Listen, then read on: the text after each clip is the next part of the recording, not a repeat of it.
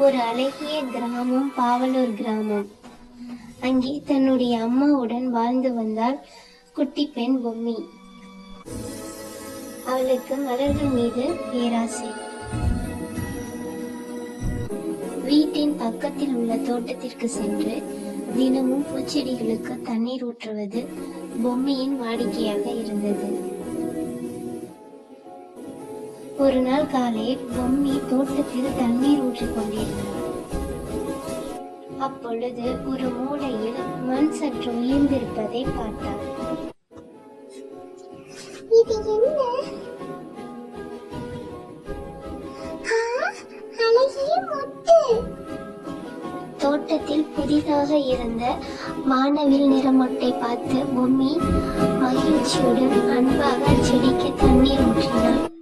மறுநாள் காலை பொம்மி வானவில் நிறமொட்டை பார்க்க தோட்டத்திற்கு ஓடினாள்.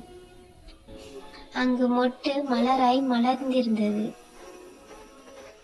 பொம்மியை பார்த்ததும் பூ மெதுவாக ஆடியது. பின்பு அந்த மாயப்பூ பேசத் தொடங்கியது. பொம்மி, உனக்கு நன்றி. நீ தினமும் தண்ணீர் ஊற்றியதால் நான் உயிர் பிழைத்தேன். பொம்மி ஆச்சரியத்தில் கேட்டாள், நீ பேசுவியா?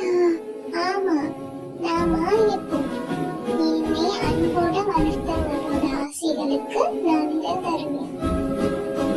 நிற ஆசையா? ஆமா, நீ என்ன நிறம் கேட்டாலும் நான் அதை உருவாக்கி தருவேன். சரி, அப்ப நீ எனக்கு நீல நிற பட்டாம்பூச்சி கொடு. பூவிலிருந்து நீல ஒளி வெளியேறியது.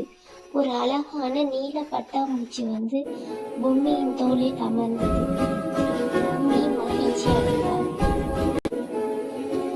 சில காலங்கள் கழித்து மழை இல்லாததால் ஊரின் நிலங்கள் யாவும் வறண்டன. பொம்மியின் தோட்ட மலர்கள் வாடத் தொடங்கின.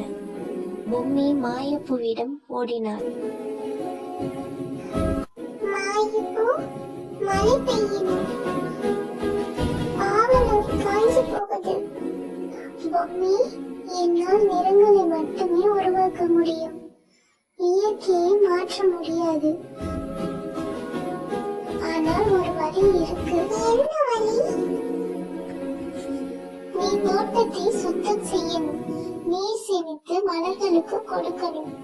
நான் கொஞ்சம் வானவில் ஒளி கொடுத்து மேகங்களை அழைக்கிறேன். பொம்மி கிராமத்தில் உள்ளவர்களை அழைத்து தோட்டத்தை சுத்தம் செய்தாள்.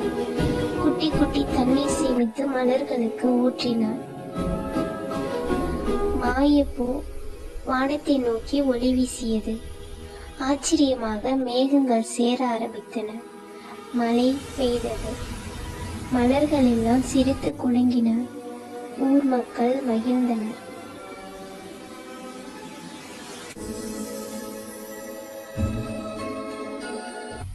சில நாட்கள் கழித்து மாயப்பூவின் நிறம் மெதுவாக குறைய ஆரம்பித்தது.